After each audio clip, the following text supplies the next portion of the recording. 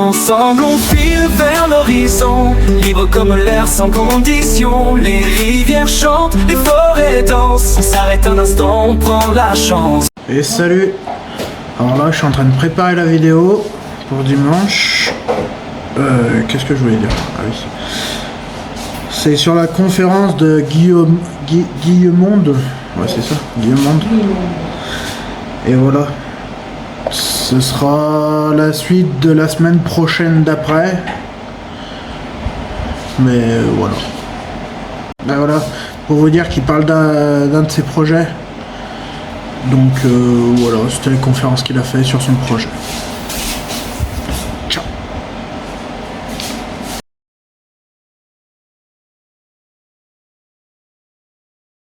Il n'y a pas d'autre chose, c'est le seul. Donc transformation complète de la motorisation avec un système de motorisation électrique, avec un système de recharge par panneau solaire. Objectif absolument pas écologique au départ. L'objectif c'est l'autonomie. Donc être capable de pouvoir déplacer un véhicule réellement et sans dépendre ni de ce qui se passe c'était ça l'objectif. Malgré tout, vu qu'on a utilisé des batteries de seconde vie, on a un impact de carbone le moteur est de seconde vie lui aussi, pareil. Les panneaux solaires sont neufs, on peut dire même sur une maison armée, en plus, donc en termes d'équilibre, je pense qu'on ne doit pas être mal, malgré tout. On a voyagé avec, on a fait à peu près 20 000 km. On a été jusqu'à Antalya. Le restaurant au Château de Garonne, on a voyagé, pas mal de problèmes. Les problèmes, sont tous des problèmes volontaires quand même. Quand on cherche les problèmes, on les trouve. C'est vraiment du délogage. C'est du délogage. J'ai l'impression qu'il est indispensable, donc pour l'instant j'ai mis un refroidissement à air. Mais ouais. Donc là on a cassé notre deuxième moteur. Ensuite, donc on a tout rechangé à l'intérieur, on a refait les batteries puisqu'on était en Roumanie et il y a un Français qui s'est expatrié en Roumanie qui est un des plus gros faiseurs de pièces détachées de véhicules électriques. Et il m'a dit tiens, les clés de l'atelier, les clés du magasin, prends ce que tu veux, tu marques sur un papier et on te débrouillera plus tard. Donc là j'étais au meilleur endroit dans le monde pour améliorer mon véhicule. On a mis les BMS de chez Mercedes sur les moteurs de Tesla, sur les batteries de Tesla. On a mis des fusils, un fusil par batterie, on a tout fait comme il faut faire en fait. Parce que le tout début du problème de fiabilité entre guillemets, c'est que tout le monde disait que c'était impossible. Y compris Marc. Donc tout le monde disait que c'était impossible. Donc ma première urgence, c'était, parce que j'ai vendu ma maison pour ça, c'était de voir si ça marche. Donc tout ce qui était câblage fin et tout ça, c'est passé un peu à l'as. Donc là-bas j'ai tout refait et on en a profité pour changer un rapport de réduction. Puisque les 10 000 premiers kilomètres, je les ai fait avec le pied très très léger, puisque le moteur était capable d'envoyer 6 000 Nm dans la boîte de vitesse, qui est conçue pour 1600 Nm. Ouais. Donc j'étais en mode mollo. Malgré tout ça fonctionnait plutôt bien. Et donc arrivé là-bas, lui il avait sur étagère un rapport de réduction un peu différent, qui était un peu trop long pour moi, mais j'ai dit pourquoi pas, on va essayer. Donc là j'ai essayé, effectivement c'était très agréable, je roulais à 120 km/h, enfin, c'était pas du tout la même chose. Par contre, je n'utilisais que la moitié de la plage d'utilisation du moteur, ce qui fait qu'avec le recul que je sais, ça fait chauffer le stator et on a atteint des températures non acceptables pour le stator et donc j'ai brûlé mon troisième moteur dans une côte complètement brûlée. Il est ouvert, démonté. Je remets le premier gear set, celui que j'avais dans les 10 000 premiers kilomètres, et je vais brider électroniquement le moteur pour essayer d'aller chercher un petit peu, à le faire tourner un petit peu plus vite le moteur. Là pour l'instant je m'étais interdit de faire tourner à plus de 14 000 tours, et il est censé pouvoir monter à 18 000 tours. Donc je vais essayer d'aller flirter avec les 17 000, voir s'il recasse, peut-être qu'il recassera. Donc ça en sort. C'est vraiment que du prototypage, c'est vraiment un voyage particulier, c'est pas... Des fois on me dit ouais t'es tout le temps pas, non en fait ça fait partie de l'aventure en fait. Ça fait partie de l'aventure et si demain on veut pouvoir permettre à d'autres personnes de prendre cette voie sans avoir ces problèmes, voilà, il faut s'y coller et j'ai l'avantage d'avoir le support de Marc donc en Roumanie qui m'envoie les moteurs. Il m'en envoie un d'avance maintenant, histoire de dire que j'ai toujours un moteur d'avance et si je tombe en panne, je peux réagir rapidement. Je ne suis pas obligé d'attendre une semaine qu'il me le renvoie. Et on va comme ça flirter avec les limites pour vraiment trouver qu'est-ce qu'on peut faire au maximum avec ce moteur. Parce que c'est quand même un moteur qui fait 500 chevaux.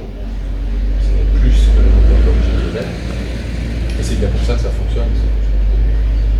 J'arrive, là, il y a un voyageur qui est venu avec moi essayer. Je démarre en quatrième. Je pars. Voilà. Donc pourquoi on est en France? En fait, on est en train de lancer Cabochard. Je ne sais pas si vous avez entendu parler de Cabochard. Cabochard, l'idée c'est de refaire un véhicule et de faire un projet participatif. De façon à pouvoir justement transmettre un maximum de toute cette expérience que j'ai maintenant sur le véhicule lourd et réussir à proposer un système d'accouplement de plusieurs moteurs pour se passer de la boîte de vitesse. À la fin, il faut qu'on ait un système d'accouplement de plusieurs moteurs qui soit open source et qui permette au prochain de dire ok, je peux me lancer dans cette aventure, je sais que ça marche, je sais qu'il y a ça qui fonctionne déjà sur un véhicule, ce sera le fameux véhicule Cabochard, et partir sur cette base et documenter un maximum ce changement. Je suis mauvais vidéaste, pour ceux qui ont vu mes vidéos sur YouTube, je ne suis pas fort, et quand je travaille, j'ai beaucoup de mal à dire tiens, je me filme, ça je ne sais pas faire. Donc projet Cabochard sera aussi l'occasion d'embaucher un vidéaste pour filmer tout le projet. Donc, ça donnera normalement quelque chose qui sera un peu plus documenté, un peu mieux, un peu plus qualitatif. Je vais essayer de suivre. C'est pour ça que transformation accessible, c'est pareil. Donc si c'est pour prendre des moteurs Bombardier qui sont déjà faits ou ZF qui sont déjà faits, au final ils livrent le truc, il y a un bouton et puis ça marche et s'il y a un problème, tu appelles ZF et ils interviennent. Je trouve qu'on ne va pas avancer.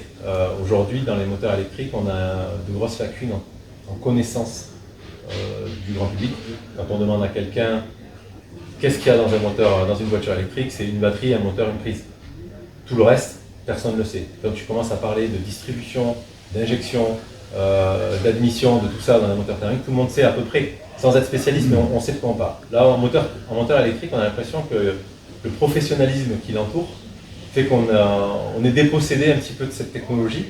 Et là, l'idée, c'est de permettre quelque chose où on puisse mettre les mains dans le cambouis, où on puisse se débrouiller un petit peu et comprendre, surtout comprendre comment ça se fait. C'est pour ça que je voulais quelque chose d'ouvert et sur lequel on peut travailler. C'est ce que je voulais pour Chouchou et c'est ce qu'il faut pour Cabochard aussi. Véhicule solaire, parce que c'est le plus simple et le plus transportable. Chantier école, donc avec des lives et une émission hebdomadaire. Donc il y a le fameux caméraman qui fera l'émission hebdomadaire et 2 lives par semaine qui vont être des lives décisionnels, c'est-à-dire que toutes les décisions seront prises collectivement. Quel choix de véhicule on fait? Mais on va faire un vote. On va en parler pendant les lives et on décide, tiens, on va faire tel véhicule. Quel type de moteur on met? Est-ce qu'on met les Tesla LDU? Est-ce qu'on met les moteurs de chez Mercedes? Je sais rien. On étudiera chaque moteur pour pouvoir dire après, est-ce qu'il vaut mieux un aimant permanent ou un moteur à induction? Les deux ont leurs avantages et leurs inconvénients, mais pareil, encore une fois, l'idée étant de diffuser un maximum sur les techniques, c'est de faire ce choix en fait en connaissance de cause. Donc juste participer au live, déjà ça permet de dire ah, un moteur à induction ça sert à ça, un moteur à aimant permanent ça apporte ça comme avantage inconvénient. C'est pas juste un choix parce que j'ai entendu parler, il faut vraiment qu'on étaye les décisions. Les lives qu'il va y avoir, en fait, l'avantage de ma communauté, c'est qu'on a une grosse majorité d'ingénieurs ou d'ingénieurs à la retraite. En général, pour ceux qui ont déjà regardé mes lives, ils sont très techniques et les commentaires, c'est rarement bouffon, machin. On n'est pas dans l'agressivité, on est dans quelque chose de constructif. Ils sont tous extrêmement compétents. On a un ingénieur en motorisation d'avion électrique. Enfin, quand tu commences à discuter sur le truc, je t'écoute. Donc c'est plutôt cool, plutôt intéressant. Voilà, vote pour chacun des choix et participation active aussi possible, c'est-à-dire que tout le chantier se fera avec des stages dans lesquels les gens vont pouvoir venir mettre les mains dans le cambouis, pouvoir ouvrir une batterie 400 volts, pouvoir le moteur, ouvrir un moteur, voir comment ça marche réellement. Les points d'intérêt, parce qu'on n'est pas obligé de vouloir faire un véhicule comme ça pour venir, ou pour participer. On peut prendre qu'une partie, qu'une brique. Là aujourd'hui j'utilise des onduleurs qui me permettent d'avoir le triphasé et le monophasé dans le véhicule à partir de batteries de récupération de véhicules électriques. Donc si tu veux faire une maison avec une maison autonome par exemple, il y a un intérêt à savoir ouvrir une batterie 400 volts, la remanier de façon à ce qu'elle n'ait pas besoin de la voiture et la faire marcher avec un onduleur de ce type. Ça te permet à moindre coût d'avoir beaucoup de kilowattheures et un impact carbone relativement faible puisqu'on est sur de la réutilisation. Et une puissance, voilà, si tu mets un onduleur de 30 kW, tranquille. Alors on a fait donc des contreparties pour participer, donc les goodies. Alors c'est un participatif sur Tipeee qui est conditionné à un palier. C'est-à-dire que si on n'est pas suffisamment nombreux, on annule le projet, tout le monde est remboursé. On ne fait rien et puis voilà. Donc on peut choisir en contrepartie l'accès au live décisionnel avec la décision ou sans la décision pour pouvoir voter ou pas voter en fait, et les accès sur le stage. Et ensuite, il y en a une dernière, mais on verra. Et ensuite, donc, il y a une tombola, donc à chaque participation, il y a un ticket tombola qui va permettre de mettre en jeu des semaines de participation au stage de façon à ce que tout le monde puisse avoir une chance de venir faire le coup. Même ceux qui ont le moins les moyens. On se retrouve 1 000 €, on n'a pas assez pour faire un véhicule, mais on va pouvoir faire le système de 2 moteurs sur chouchou. C'est-à-dire qu'on va devoir enlever les batteries, enlever la boîte de vitesse, faire la fameuse platine d'adaptation pour avoir les 2 moteurs en même temps qui vont envoyer la puissance à l'arbre sur le pont. Et donc avoir un véhicule un peu plus efficace et fiable que celui-là, et avoir la possibilité de mettre 2 à 4 moteurs. L'idée c'est de la faire pour que quelqu'un qui ait besoin d'alimenter un semi puisse le faire sur un véhicule. C'est pas de se contenter de son faire. Ensuite, 100 000 €, on n'a toujours pas assez pour faire un véhicule. On va avoir assez pour prendre toutes les pièces de mon véhicule, on le désosse complètement et on le met dans un nouveau véhicule. On choisit un nouveau véhicule comme base et on transfère tout le matériel dedans. Donc ça va être un peu limité en termes de choix, puisque effectivement les onduleurs ont déjà été choisis, le moteur a déjà été choisi, tout ça c'est déjà choisi, mais ça permet quand même de voir tout ce qui est transmission, de voir dans le choix du véhicule comment on va dimensionner, choisir le véhicule par rapport au moteur qu'on a. Toutes ces dimensions, ça va être quand même assez intéressant. Il y a pas mal de 200 000 €, on ne touche pas à mon bus et on fait un nouveau véhicule 100%. Donc là, on va tout choisir, du choix du véhicule jusqu'à... Voilà, tout sera collectif et à la fin, on le vend aux enchères, sans prix de départ, sans prix minimum. L'idée, c'est pas de gagner de l'argent. L'idée, c'est qu'à la fin de cette vente, on redistribue à tous ceux qui ont participé au projet. Personne ne gagnera d'argent, c'est pas le concept. Mais par contre, moi, le concept, c'est pas non plus d'avoir 2 véhicules et de dire super, j'ai gagné un véhicule. Voilà. Tant que c'est le mien, c'est une partie qui est un peu plus élevée, qui permet de passer donc 1 semaine dans le véhicule pendant la phase de test. Là, c'est vraiment pour ceux qui ont envie de voir les emmerdes.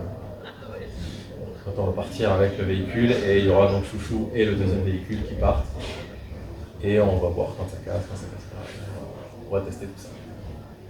Mais c'est une semaine qui, même si c'est un peu compliqué, parce que si on n'aime pas le 3e palier, elle se transforme automatiquement en juste une semaine normale de stage. Moment partage et c'est l'éternité. Alors on roule le cœur léger dans ce voyage, rien à regretter. Roulons gaiement, libre de rêver vers de lointains horizons. Toi, moi et notre fidèle ami, l'aventure nous attend, c'est notre vie.